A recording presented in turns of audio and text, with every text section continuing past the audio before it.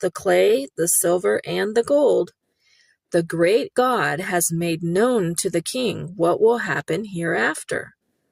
The dream is certain, and its interpretation sure. Then King Nebuchadnezzar fell on his face, worshipped Daniel, and commanded that they should offer an offering and sweet odors to him. The king answered to Daniel and said, "Of a truth, your God is the God of gods, and the Lord of kings, and a revealer of secrets, since you have been able to reveal this secret."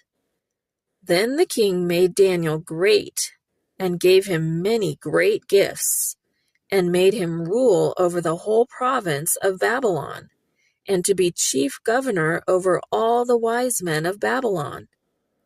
Daniel requested of the king, and he appointed Shadrach, Meshach, and Abednego over the affairs of the province of Babylon.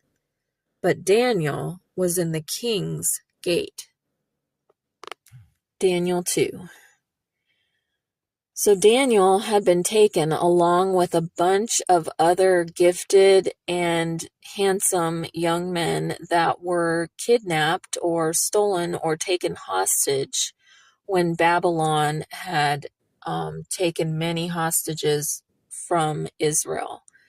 And so Daniel was one of those young men that were saved alive, that were not killed, because they were young enough and they were seen to be intelligent and talented and able to learn the ways and the teachings and the culture and the language of Babylon and the science of Babylon.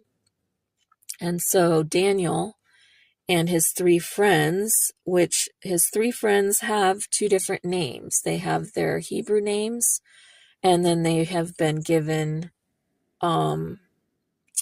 Babylonian names, as Daniel as well has been given the Babylonian name Belteshazzar, I believe it is.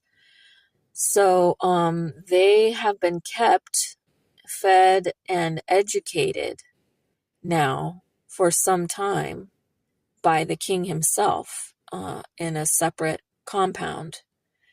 And so when this problem came up where the king is looking for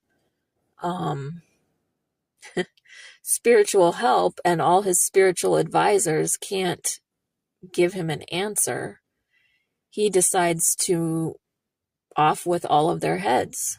So when Daniel finds out, because Daniel is among those